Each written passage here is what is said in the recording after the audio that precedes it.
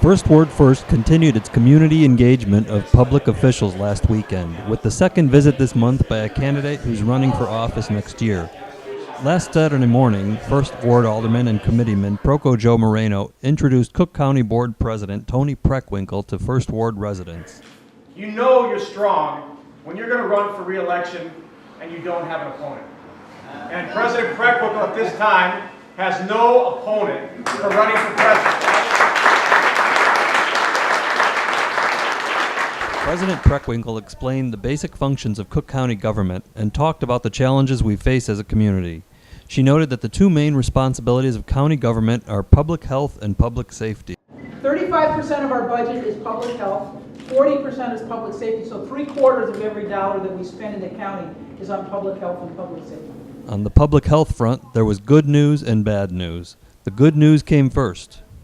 Some of you may know that we got a waiver from the federal government to start enrolling people in Medicaid who will be eligible in 2014. So we got to enroll them early.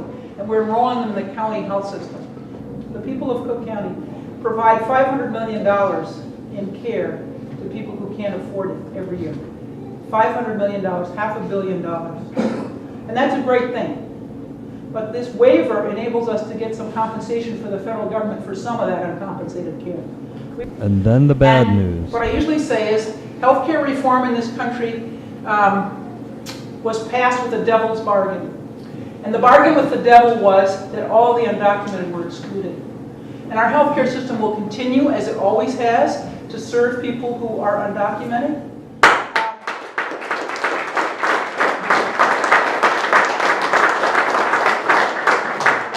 But we won't be compensated for it. So we will continue to have a large volume of uncompensated care, even with this federal support. On the public safety side of county government, the news was mostly bad, or at least challenging. The biggest challenge, money. It's an expensive proposition to keep somebody in jail. It costs $143 a day. So if you can't pay a nominal bond of a couple $100, by a week we've paid more in keeping you in the jail than your bond was. Only 10% of the people in the jail are actually serving a sentence. Everybody else is what we call a pre-trial detainee.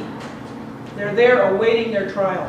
And 70% of those who are awaiting trial, remember, 10% are serving a sentence, 90% are awaiting trial. Of those who are awaiting trial, 70% are awaiting trial for a nonviolent crime.